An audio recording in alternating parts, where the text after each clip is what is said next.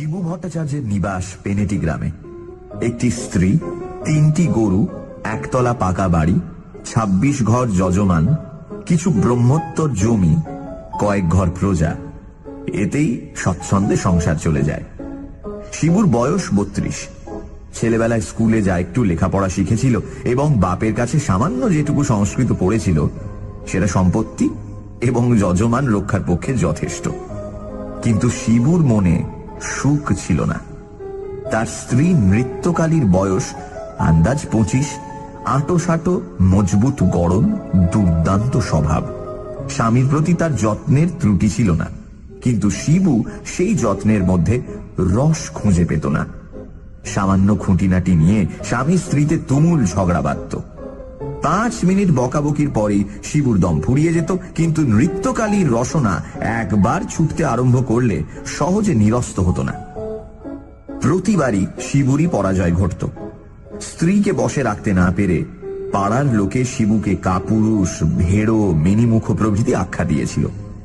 ঘরে বাইরে এইরকম লাঞ্ছিত হওয়ায় শিবুর অশান্তির সীমা ছিল না। একদিন নৃত্যকালী গুজব শুনল তার স্বামীর চরিত্র দোষ ঘটেছে। সেদিনকার বচসা একেবারে চরমে পৌঁছল। নৃত্যকালী শিবুকে ঝ্যাঁটাপেটা করল। শিবু বেচারা রাগে, ক্ষোভে, কষ্টে চোখের জল আটকে কোনো মতে রাত কাটিয়ে পরদিন ভোর 6টার ট্রেনে কলকাতা রওনা হল। শিয়ালদা থেকে সোজা কালীঘাটে গিয়ে শিবু নানা উপাচারে 5 টাকার পুজো দিয়ে মানত করল। হে মা কালী, হে মাগিকে ওলা উঠাই টেনে নাও মা, আমি জোড়া পাটার নৈবেদ্য দেব। আজ বরদাস্ত হয়নি, একটা সুরাহা করে দাও মা, যাতে আবার নতুন করে সংসার পাততে পারি। মাগির ছেলে পুলে হলো না, সেটাও তো দেখতে হবে। দোহাই মা, মাগো। মন্দির থেকে ফিরে শিবু বড় এক ঠোঙা তেলে ভাজা খাবার, আধশের দই এবং আধশের অমৃতি খেল। তারপর সমস্ত দিন জন্তুর বাগান, জাদুঘর, হক সাহেবের বাজার, হাইকোর্ট ইত্যাদি দেখে সন্ধেবেলা বিডেন স্ট্রিটের হোটেল দি অর্থোডক্সে 1 plate curry, 2 plate roast fowl এবং 8খানা ডেভিল জলযোগ করল। তারপর সমস্ত রাত থিয়েটার দেখে ভোরে পেনেটি ফিরে গেল। মা কালী কিন্তু উল্টোটি বুঝেছিলেন। বাড়ি এসেই শিবুর ভেদ বমি আরম্ভ হয়ে গেল। ডাক্তার এলো, কবিরাজ এলো, কিন্তু কিছুই হলো না। অবশেষে 8 ঘন্টা রোগে ভুগে স্ত্রীকে পায়ে ধরিয়ে কাঁদিয়ে শিবু ইহলোক ত্যাগ করল। গ্রামে আর মন টিকল না। শিবু সেই রাতেই গঙ্গা পার হল। পেনেটির আড় পাড় কোন নগর, সেখান থেকে উত্তর মুখ হয়ে ক্রমে রিষড়া, শ্রীরামপুর, বৈদ্যবাটির হাট, চাঁপদানির চটকল ছাড়িয়ে আরো 2-3 ক্রোশ দূরে ভূষণ্ডির মাঠে পৌঁছল। মাঠটি বহু দূর বিস্তৃত, জনমানব শূন্য। এককালে এখানে ইট খোলা ছিল, সেই জন্য সমতল নয়, কোথাও গর্ত, কোথাও মাটির ঢিপি, মাঝে মাঝে আশ শেওড়া, ঘেঁটু, বুনো ওল, বাবলা প্রভৃতির ঝোপ। শিবুর বড়ই পছন্দ হলো। একটা বহুকালের পরিত্যক্ত ইটের পাঁজার এক পাশে একটা লম্বা তাল গাছ সোজা উঠে গেছে, আর একদিকে একটা ন্যাড়া বেল গাছ 3 ভাগ হয়ে দাঁড়িয়ে আছে। শিবু সেই বেল গাছে ব্রহ্মদৈত্য হয়ে বাস করতে লাগলো। যারা স্পিরিচুয়ালিজম বা প্রেত তত্ত্বের খবর রাখেন না, তাদের ব্যাপারটা সংক্ষেপে বুঝিয়ে দিচ্ছি। মানুষ মরলে ভূত হয়, এটা সকলেই শুনেছেন, কিন্তু এই থিওরির সঙ্গে স্বর্গ, নরক, পুনর্জন্ম খাপ খায় কিভাবে? প্রকৃত তথ্য হলো এই: নাস্তিকদের আত্মা নেই। তারা মরলে অক্সিজেন, হাইড্রোজেন, নাইট্রোজেন প্রভৃতি গ্যাসে পরিণত হন। সাহেবদের মধ্যে যারা আস্তিক, তাদের আত্মা আছে বটে, কিন্তু পুনর্জন্ম নেই। তারা মৃত্যুর পর ভূত হয়ে প্রথমত একটি বড় ওয়েটিং রুমে জমায়েত হন। সেখানে কল্পবাসের পর তাদের শেষ বিচার হয়। রায় বের হলে কিছু ভূত অনন্ত স্বর্গে এবং বাকি সকলে অনন্ত নরকে আশ্রয় লাভ করেন। সাহেবরা জীবদ্দশায় যে স্বাধীনতা ভোগ করেন, ভূতাবস্থায় সেটা অনেকটা কমে যায়। বিলিতি প্রেতাত্মা বিনা পাশে ওয়েটিং রুম ছাড়তে পারে না। যারা সিয়ন্স বা প্ল্যানচেট দেখেছেন তারা জানেন বিলিতি ভূত নামানো কি রকম কঠিন কাজ। হিন্দুর জন্য আলাদা ব্যবস্থা, কারণ আমরা পুনর্জন্ম, স্বর্গ, নরক, কর্মফল, তয়া, ঋষিকেশ, নির্বাণ, মুক্তি সবই মানি। হিন্দু মরলে প্রথমে ভূত হয় এবং যেখানে সেখানে স্বাধীনভাবে বাস করতে পারে। দরকার পড়লে ইহলোকের সঙ্গে কারবারও করতে পারে। এটা কিন্তু মস্ত বড় সুবিধে। কিন্তু এই অবস্থা বেশি দিন স্থায়ী নয়। কেউ কেউ 2-4 দিন পরেই পুনর্জন্ম লাভ করে, কেউ বা 10-20 বছর পর, কেউ বা 2-3 শতাব্দী পরে। ভূতদের মাঝে মাঝে চেঞ্জের জন্য স্বর্গে ও নরকে পাঠানো হয়। এটা তাদের স্বাস্থ্যের পক্ষে ভালো, কারণ স্বর্গে খুব ফুর্তিতে থাকা যায় এবং নরকে গেলে পাপ ক্ষয় হয়, সূক্ষ্ম শরীর বেশ হালকা ঝরঝরে হয়। তাছাড়া সেখানে অনেক ভালো ভালো লোকের সঙ্গে দেখা হবারও সুবিধে আছে। এর মধ্যে 2-3 মাস কেটে গেছে। শিবু সেই বেলগাছেই থাকে। প্রথম প্রথম দিন কতক নতুন জায়গায়, নতুন অবস্থায় বেশ আনন্দে কেটেছিল।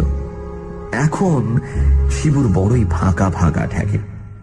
মেজাজটা যতই বদ হোক, নৃত্যর একটা আন্তরিক টান ছিল। শিবু এখন সেটা হাড়ে হাড়ে অনুভব করে। একবার ভাবলো দূর হোক, না হয় পেনেটিতেই আড্ডা গাড়ি।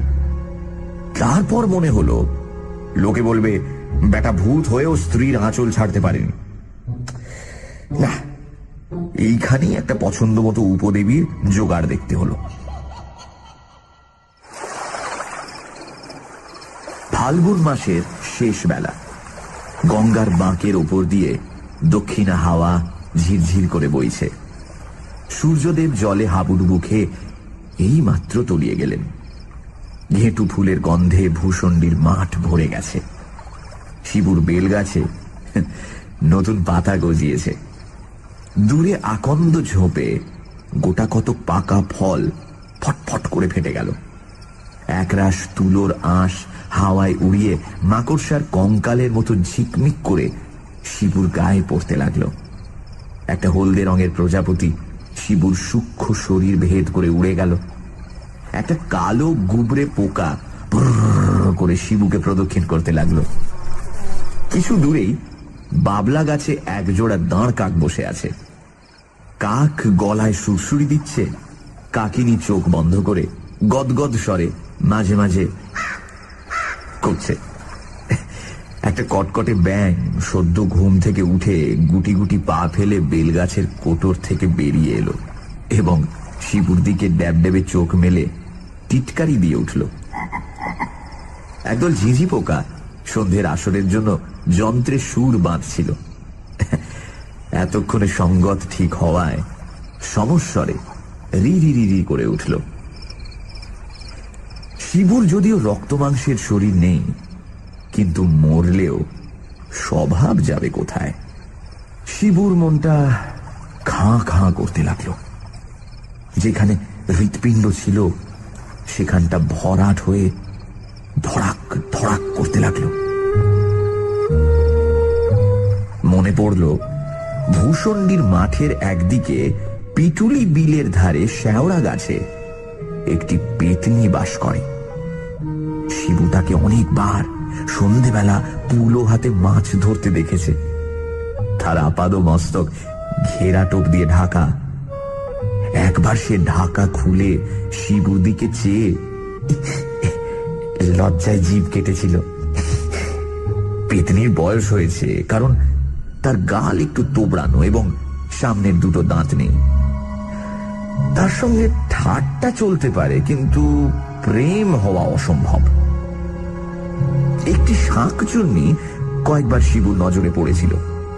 সে একটা গামছা পরে আরেকটা গামছা মাথায় দিয়ে এলো চুলে বকের মতো লম্বা পা ফেলে হাতের হাঁড়ি থেকে গোবর গোলা জল ছড়াতে ছড়াতে চলে যায়।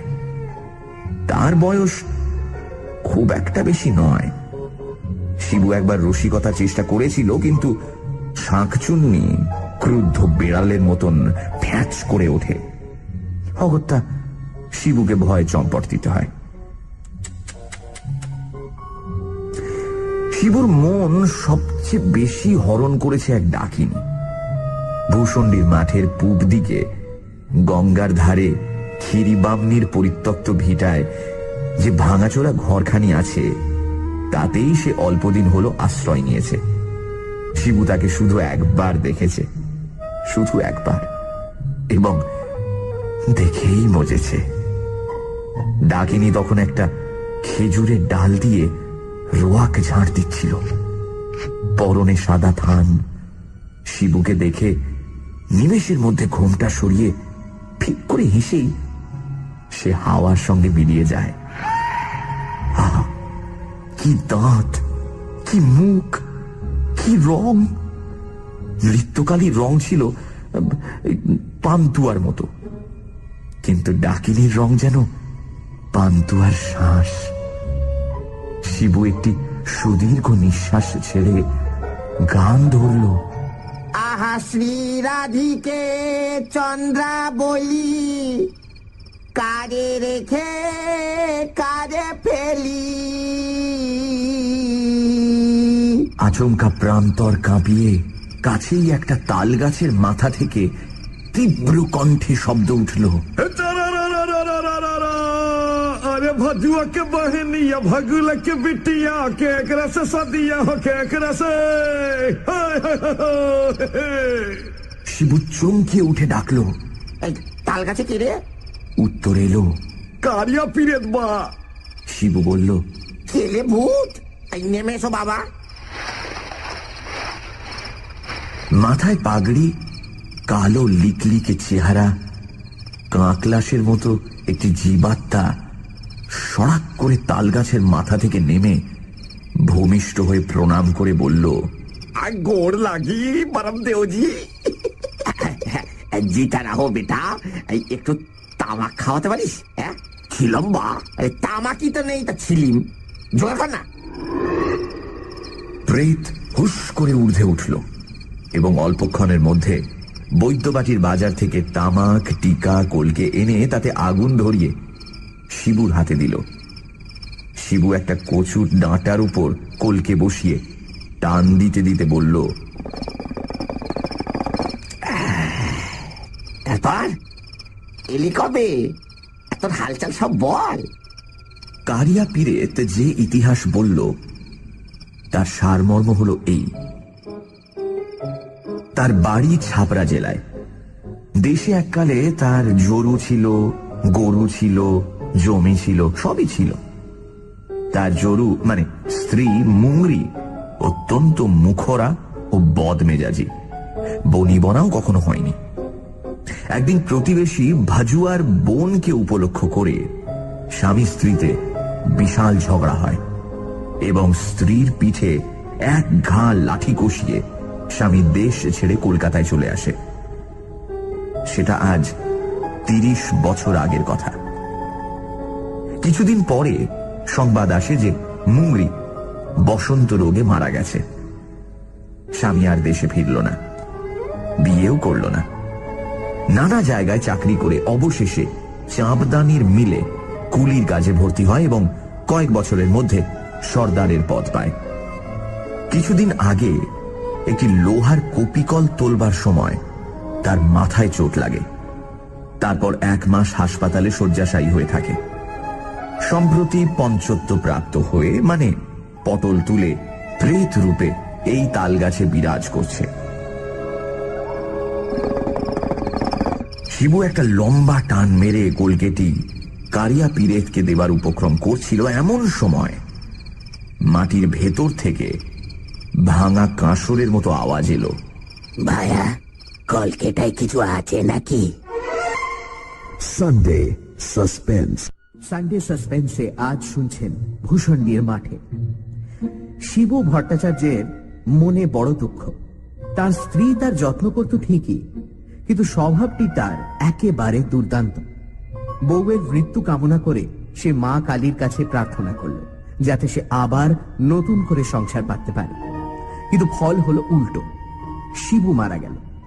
মৃত্যুর পর সে ব্রহ্মদত্তী হয়ে বাস করতে শুরু করলো ভূষণ্ডির মাঠে। সেখানে কিছুদিন থাকার পর তার বেশ একা একা লাগতে শুরু করলো। ভূষণ্ডির মাঠে ছিল একটি পেতনি যার বয়স হয়েছে, ছিল একটি শাঁকচুন্নি, সে শিবুকে দেখেই খেঁকিয়ে উঠল।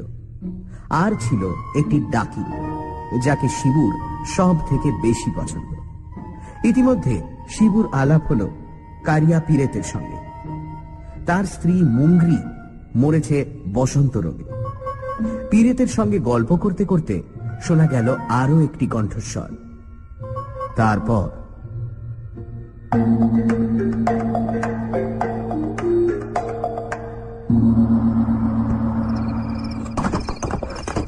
বেলগাছের কাছে যে ইটের পাঁজা ছিল সেটার থেকে খানকতক ইট খসে গেল এবং ফাঁকের ভেতর থেকে হামাগুড়ি দিয়ে একটা মূর্তি বেরিয়ে এলো। মোটা সোটা দেহ, থেলো হুঁকোর খোলের উপর একজোড়া পাকা গোঁফ গজালে যেরকম হয় সেই রকম মুখ, মাথায় টাক, গলায় রুদ্রাক্ষের মালা, গায়ে ঘুন্টি দেওয়া মেরজাই, পরনে ধুতি আর পায়ে তালতলার চটি। আগন্তুক শিবুর হাত থেকে কলকেটি নিয়ে বললেন, ব্রাহ্মণ, দণ্ডবাদ হই। কিছু সম্পত্তি ছিল এইখানেই পোতা আছে, তাই জকি হয়ে আগলাচ্ছি। বেশি কিছু নয়, 200-500। তবে বন্ধকি তমসুক দাদা, ইস্টাম্বর কাগজে লেখা, নগদ শিক্ষা একটিও পাবে না। খবরদার ওদিকে নজর দিও না, হাতে হাত করি পড়বে। শিবুর মেঘদূত একটু আধটু জানা ছিল। সসম্ভ্রমে জিজ্ঞাসা করল, যক্ষমশাই, বলছি আপনি কি কালিদাসের ভাইরা ভাই? কালিদাস আমার মাস্তুতো শালিকে বিয়ে করে। ছোকরা হিজলিতে নিমকির গোমস্তা ছিল, অনেক দিন মারা গেছে। তুমি তার নাম জানলে কিসে? আপনার এখানে কতদিন আগমন হয়েছে? আমার আগমন? আমি বলে গিয়ে 3.5-4 বছর এখানে আছি। কত এলো দেখলুম, কত গেল তাও দেখলুম। আরে তুমি তো সেদিন এলে, কাঠ পিঁপড়ে তাড়িয়ে 3 বার হোঁচট খেয়ে গাছে উঠলে, সব দেখেছি আমি। তোমার গানের শখ আছে দেখছি। বেশ বেশ, কালোয়াতি শিখতে যদি চাও তো আমার সাগরে দাও দাদা। এখন আওয়াজটা যদিও একটু খোনা হয়ে গেছে, তবু মরা হাতি লাখ টাকা। মশাইয়ের ভূতপূর্ব পরিচয়টা জিজ্ঞাসা করতে পারি কি? বিলক্ষণ। আমার নাম নদের চাঁদ মল্লিক, পদবী বসু, জাতি কায়স্থ, নিবাস রিসড়ে। আপাতত নিবাস এই পাঁজরের মধ্যে। সাবেক পেশা দারোগাগিরি, এলাকা রিসড়ে ইস্তক ভদ্রেশ্বর। জর্জটি সাহেবের নাম শুনেছ? হুগলির কালেক্টর, ভারী ভালোবাসতো আমায়। মুল্লুকের শাসনটা তামাম আমার হাতেই ছেড়ে দিয়েছিল। নাদু মল্লিকের দাপটে লোক ত্রাহি ত্রাহি ডাক ছাড়তো। মশাইয়ের পরিবার কি? যক্ষ দীর্ঘ নিঃশ্বাস ফেলে বললেন, হ্যাঁ, সব সুখ কি কপালে হয় রে দাদা?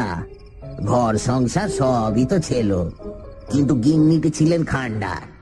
বলবো কি মশাই, আমি হলুম গিয়ে নাদু মল্লিক, কোম্পানির ফৌজদারি নিজামত আদালত যার মুটোর মধ্যে আমারই পিঠে দিলে কিনা এক ঘাট চেলা কাট কষিয়ে। তারপরেই পালালো বাপের বাড়ি। 340 ধারায় ফেলতুম, কিন্তু কেলেঙ্কারির ভয়ে গ্রেপ্তারি পরোয়ানা ছাড়লুম না।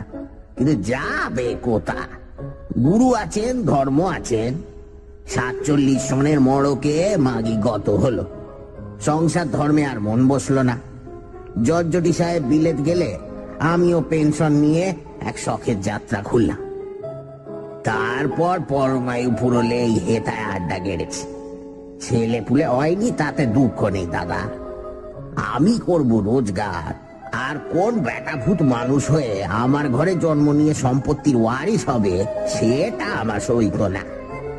এখন তোফা আছে, নিজের বিষয় নিজে আগলাই, গঙ্গার হাওয়া খাই আর বম বম করি।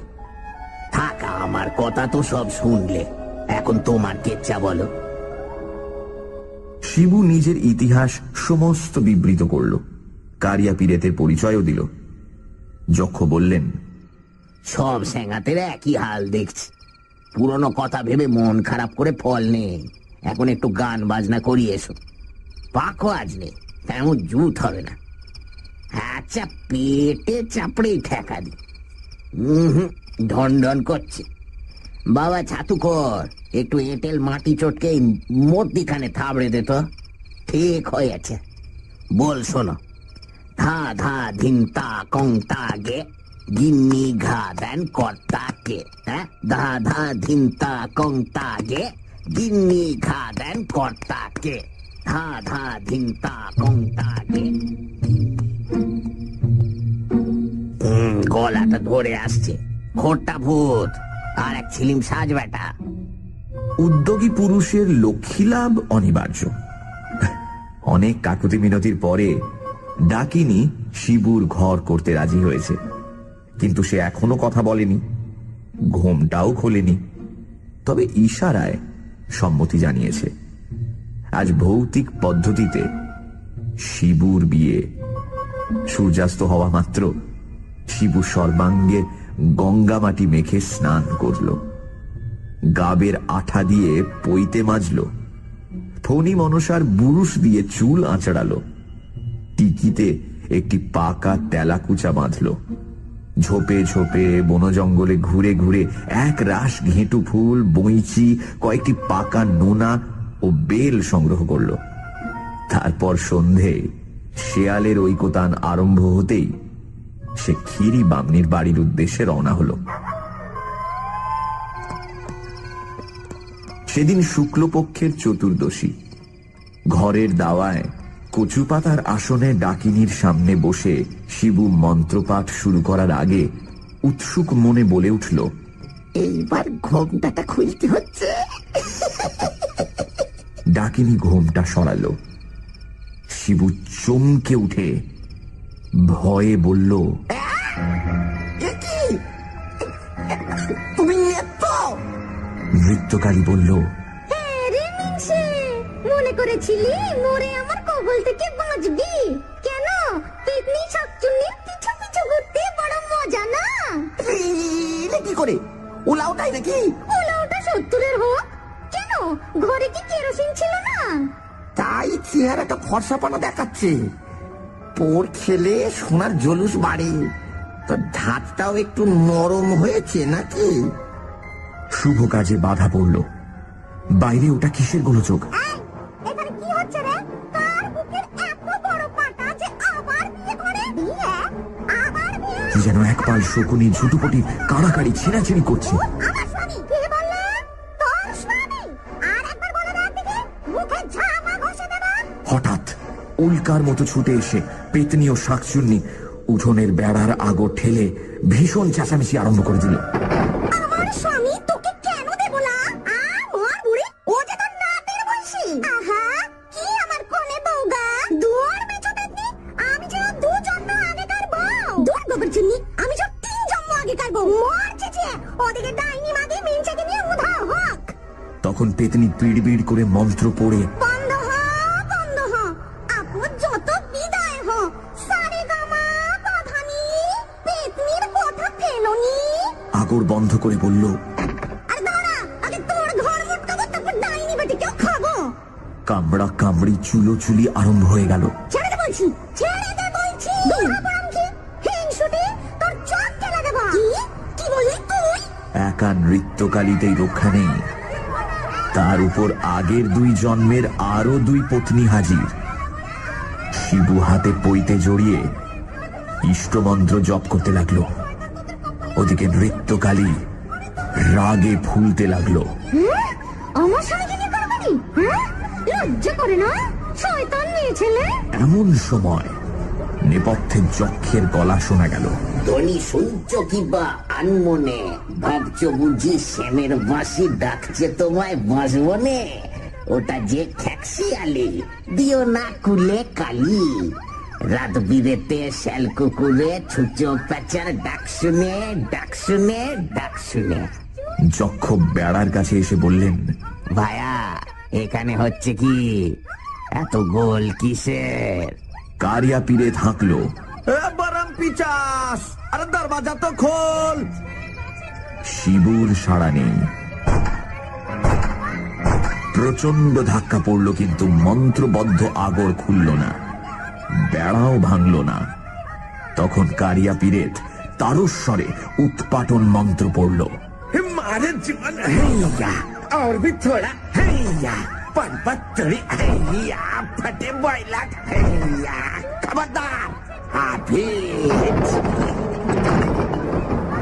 মড়মড় করে ঘরের চাল, দেওয়াল, বেড়া, আগর সমস্ত আকাশে উঠে দূরে নিক্ষিপ্ত হল।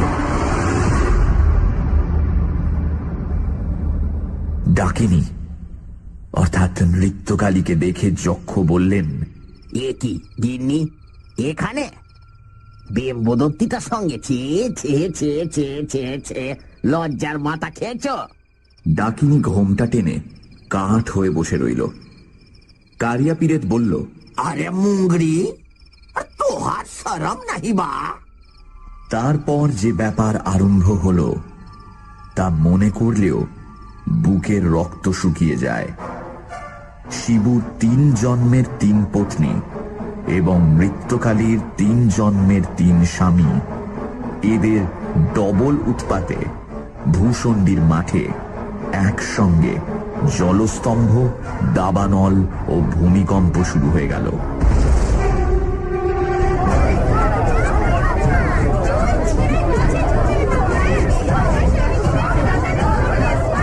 ভূত, প্রেত, দৈত্য, পিশাচ, তাল, বেতাল প্রভৃতি দেশি উপদেবতা যে যেখানে ছিল তামাশা দেখতে চলে এলো। রাম রাম রাম। কে এই উৎকট দাম্পত্য সমস্যার সমাধান করবে? আমার কম্য নয়। ভূত জাতি অতি নাছোড় বান্দা, ন্যায্য গণ্ডা ছাড়বে না। পুরুষের পুরুষত্ব, নারীর নারীত্ব, ভূতের ভূতত্ব, পেতনির পেতনিত্ব এসব তারা বিলক্ষণ বোঝে। অতএব হাত জোর করে অনুরোধ করছি, নেহাতি যদি এদের উপকার করতে চান, যদি চান ভূতেদের এই সংসারটা ছাড়খাড় না হয়ে যায়, তবে চাঁদা তুলে গয়ায় পিণ্ডি দেবার চেষ্টা করুন, যাতে বেচারারা এরপর শান্তিতে থাকতে পারে।